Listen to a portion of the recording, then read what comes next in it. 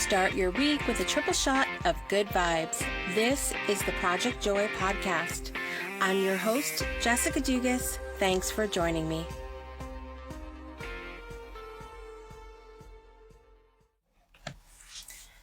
And now it's time for this week's story of joy.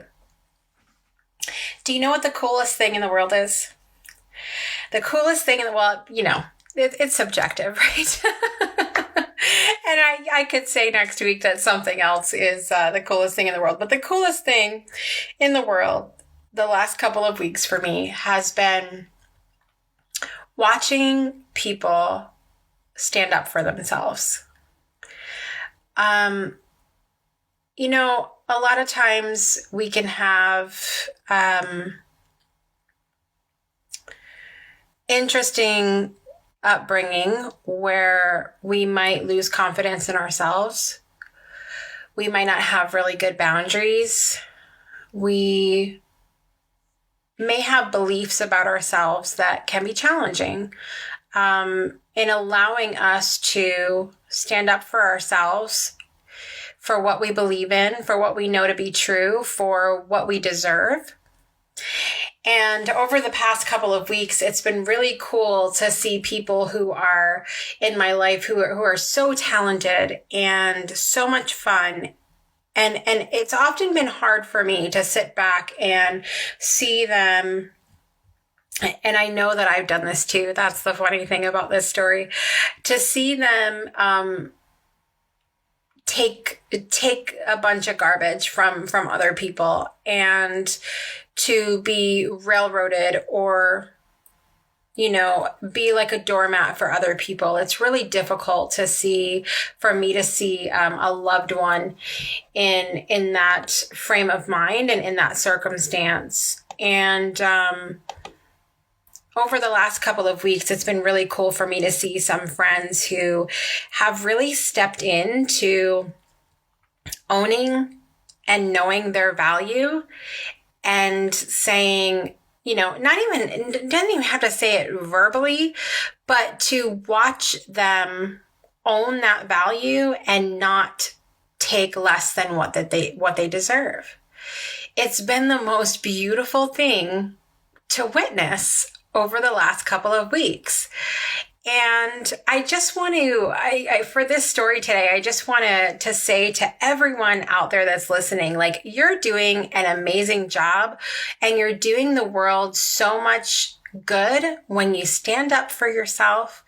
And like I said, you don't have to do it in a way that is belligerent or, nasty or ugly in any kind of, that's not always necessary, but to peacefully just stand your ground and say, I will not stand for that in my life.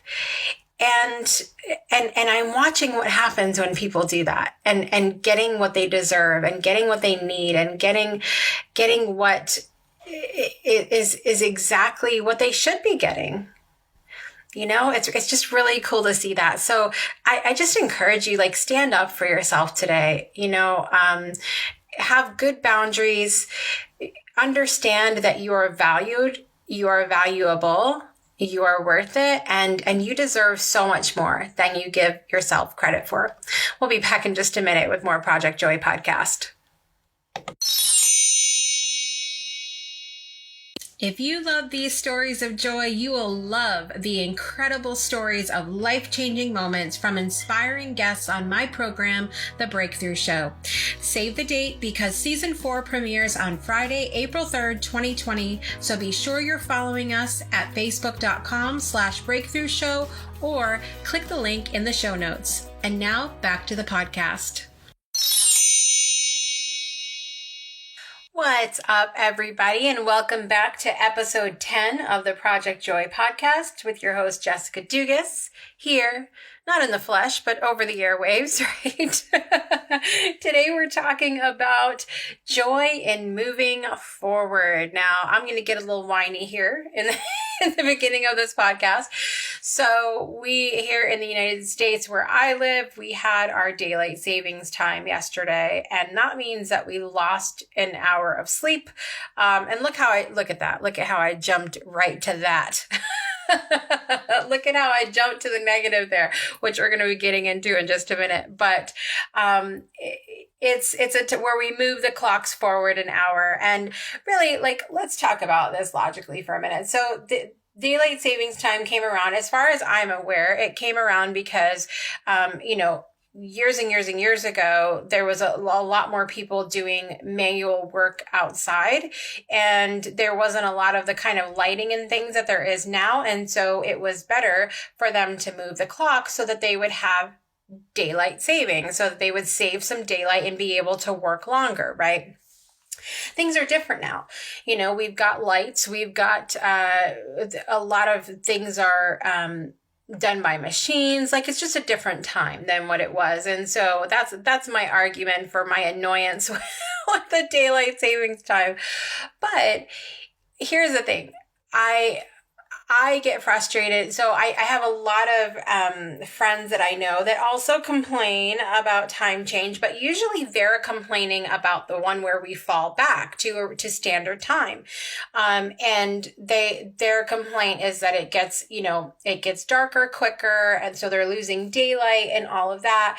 And it's not an enjoyable time for them. But I think a lot of times with that is that it's right in the middle of a season that it's already a shadow season. It's already a season of getting darker, getting colder in a lot of places. And it can be a very emotionally sensitive time for a lot of people because the holidays are near. It's just a lot of things, going on in that time. So I think there's a lot of things that sort of add to that angst against if I could turn back time with Cher, right?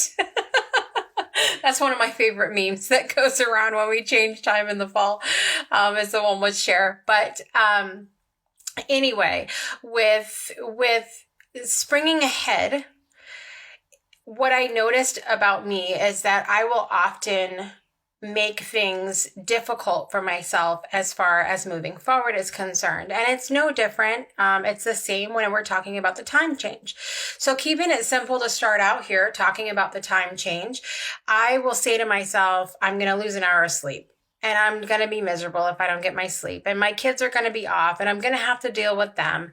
And it also signifies for me that we're getting towards the spring and the summer when it starts to get warmer, and I'm not a fan of warm weather. So see how I'm spiraling with this, and I'm complicating it, and I'm making it so then when that time change comes, it's a literal miserable day for me when I set myself up like this, or when I would set myself up like this.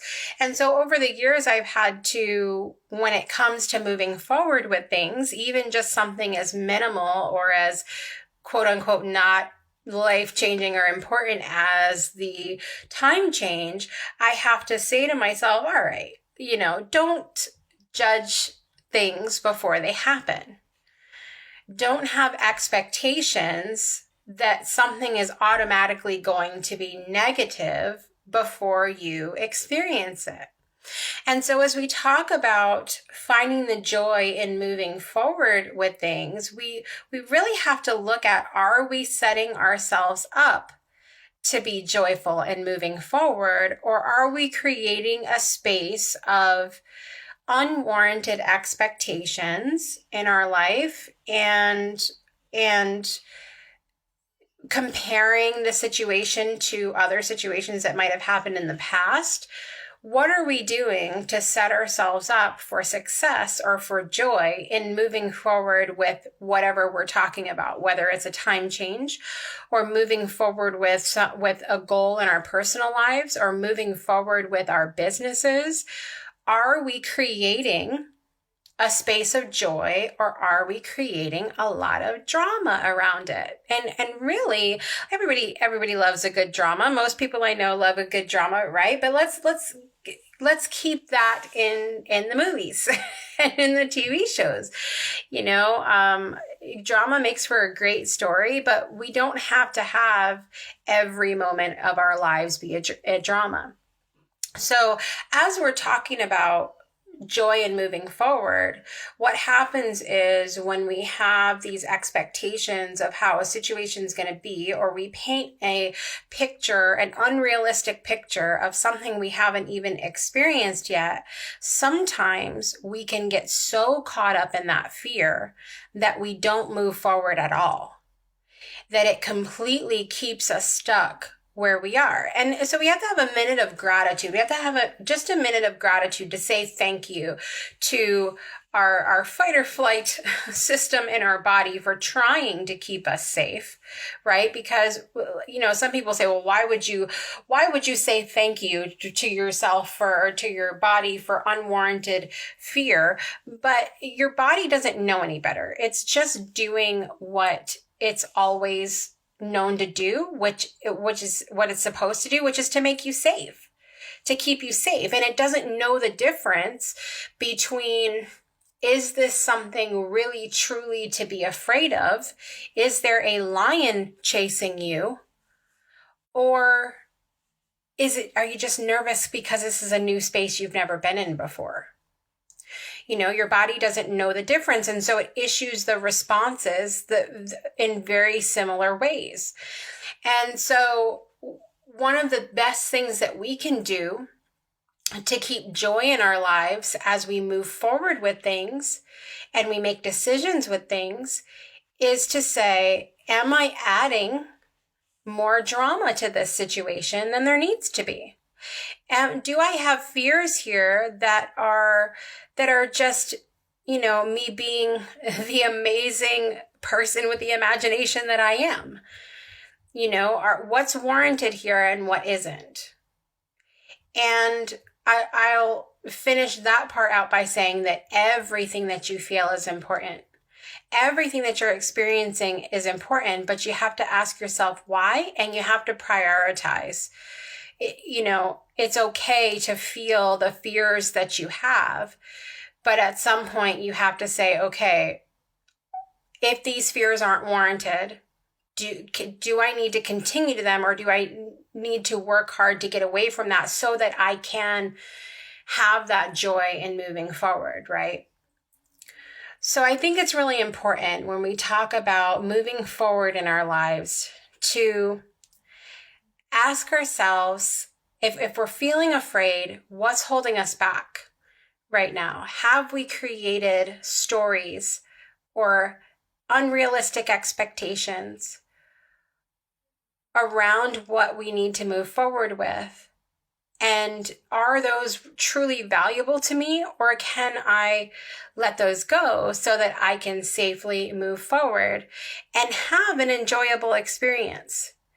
Even if you're afraid to move forward, moving forward can still bring you joy as long as you're not getting caught up in the stories that you tell yourself, right? You guys know I love to tell stories on this podcast, but there's sometimes that stories are not serving us very well. And this is one of those circumstances where if we tell stories to ourselves that are not true, that haven't happened, that are simply, unrealistic expectations that we have, or based on other people's stories that weren't even similar to ours, but we've made them our own, and things of that nature.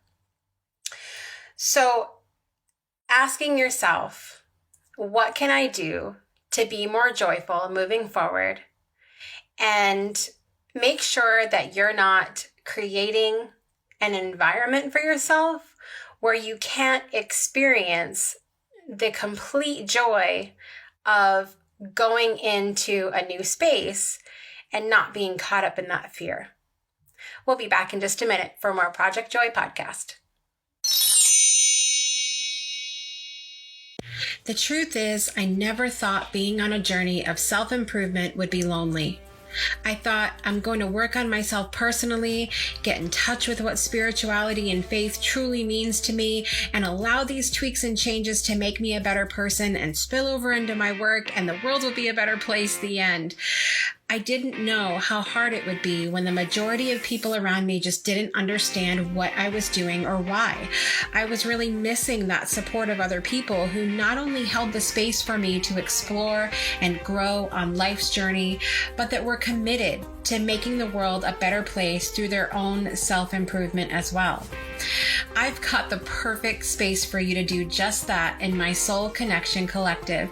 It's the safe space for you to learn and grow personally and spiritually while connecting with soulmate friends who can make your life easier, more fun, and hold you accountable on your journey.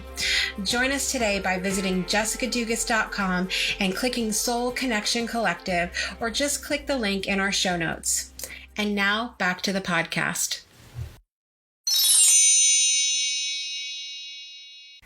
Next week on the Project Joy podcast, we have episode 11 coming up for you. Lucky number 11, angel number 11. And it's so coincidental that we'll be talking about joy in luck because St. Patrick's Day is coming up. So we'll be talking about having luck. Where do you have luck in your life? And I can't wait to share some fun stories with you on that. So be sure to tune in.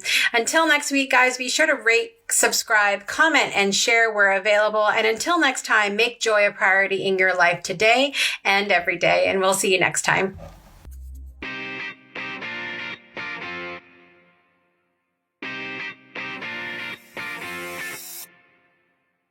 You've been listening to the Project Joy podcast with your host, Jessica Dugas.